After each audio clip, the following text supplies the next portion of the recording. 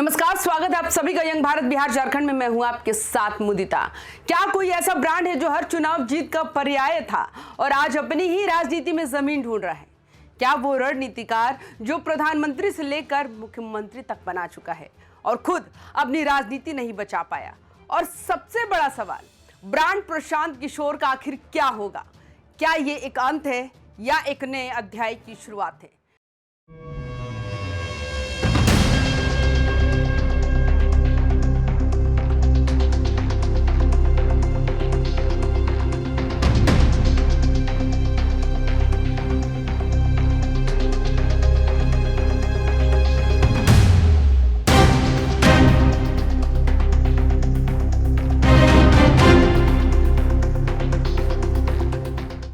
पिछले लगभग एक दशक में एक नाम देश की राजनीति में सत्ता की समीकरण बदलता रहा, प्रशांत किशोर।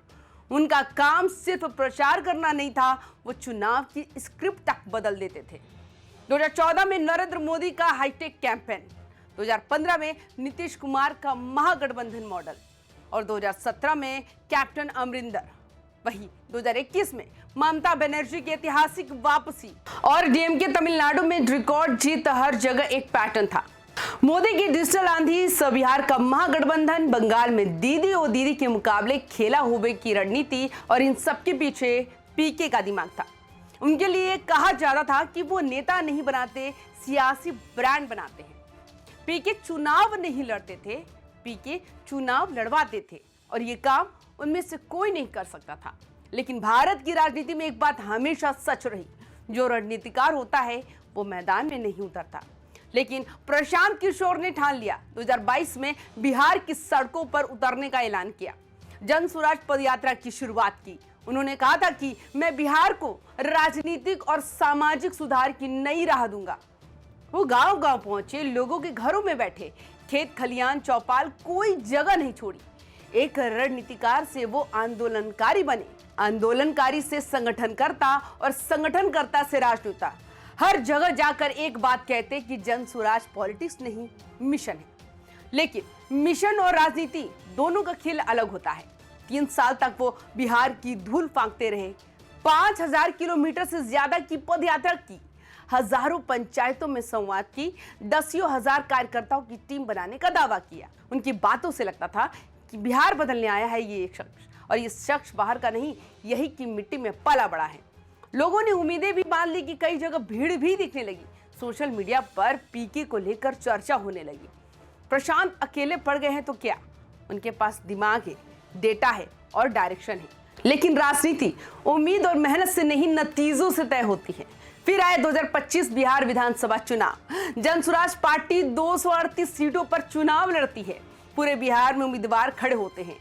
पीके कहते हैं या तो हम अर्श पर होंगे या फिर फर्श पर, बीच की कोई जगह ही नहीं। और नतीजा सीधे फर्श पर, 0 सीट, वोट शेयर 2 से 3%, बड़ी बड़ी जनसभाएं, लाइव इंटरव्यूज, हर सीट पर उम्मीदवार, 3 साल का पूरा ग्राउंड वर्क। इन सबके बावजूद जन स्वराज चुनावी नक्शे पर कहीं नजर नहीं आया। ये सिर्फ एक राजनीतिक हार नहीं थी, ये ब्रांड पीके का क्रैश था। चुनाव बाद बिहार की गलियों में एक ही बात होने लगी, जो अपने दल से एक उम्मीदवार नहीं जिता पाया, वो दूसरों का क्या खेल बदलेगा। राजनीति के बड़े बड़े चेहरे बयान देने लगे। रणनीति और राजनीति दोनों अलग दुनिया है। पीके का ब्रांड अब वो नहीं रहा, ये ओवर कॉन्फिडेंस का ही नतीजा था। आलोचकों का तर्क भी सामने आया है। वो चुनावी सलाहकार थे, आसमान से बातें करने वाले थे, जमीन की राजनीति नहीं समझ सके। और सच कहे तो अगर 238 में एक भी सीट नहीं आया तो सवाल उठना स्वाभाविक था। अब पूरा देश, पूरी मीडिया, बिहार की जनता सब पूछ रही है, अब प्रशांत किशोर क्या करेंगे? पहला रास्ता, राजनीति से संन्यास। उन्होंने खुद कहा था अगर जन स्वराज बिहार में असर नहीं डालेगी तो मैं राजनीति छोड़ दूंगा। क्या वो ये वादा निभाएंगे? क्या वो राजनीति को अलविदा कहेंगे? ये सवाल सबसे बड़ा है। शायद दूसरा रास्ता, जन स्वराज को फिर से बनाना। उनके प्रवक्ता कह रहे हैं कि हम गंभीर समीक्षा करेंगे। विश्लेषक कह रहे हैं कि पीके लंबी रेस के खिलाड़ी हैं। क्या वो जमीन छोड़ने वाले हैं या फिर एक लंबी तैयारी के बाद 2029 में वापसी करने का प्लान बना रहे हैं? तो भाई तीसरा रास्ता, वापस रणनीतिकार बनना।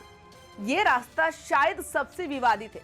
कुछ लोग कहते हैं कि उनकी विशेषज्ञता अब भी वैल्यू रखती है, वहीं दूसरे कहते हैं कि जनसुराज की हार ने उनका मैजिक खत्म कर दिया। प्रशांत किशोर की वापसी किसी राष्ट्रीय पार्टी के लिए अब भी गेम चेंजर साबित हो सकती है, लेकिन क्या कोई पार्टी उन्हें अब उतना महत्व देगी या ये हार उनकी साख को स्थायी नुकसान पहुंचा चुकी है? पीके के सामने असली दुविधा यही है कि वो अब कौन है, रणनीतिकार, आंदोलनकारी या सफल राजनेता। उनके करियर का हर अध्याय हिट रहा सिवाय इस एक जनसुराज के। अब फैसला उन्हें लेना है, ब्रांड को बचाए या संघर्ष को जारी रखें। तो सवाल यह है कि क्या प्रशांत किशोर अब बिहार की राजनीति में जमे रहेंगे? क्या वो हार को समझकर नई नीतियों के साथ आएंगे? क्या वो फिर से किसी राष्ट्रीय पार्टी के पॉलिटिकल गन बनेंगे, या क्या ये उनकी राजनीति का अंत है? आज पीके उस मोड़ पर खड़े हैं जहां एक कदम आगे उनका करियर बदल सकता है और एक कदम गलत उनका पूरा सफर इतिहास की किताब में एक फुट नोट बन सकता है। और ये कहानी अभी खत्म नहीं हुई, क्योंकि ब्रांड प्रशांत अब टूटेगा या दोबारा बनेगा, या आने वाला वक्त तय करेगा। तो आपको हमारी ये जानकारी कैसी लगी, आप हमें कमेंट करके जरूर बताएं। तमाम खबरों के लिए यंग भारत बिहार झारखंड को सब्सक्राइब करना ना भूलें। नमस्कार।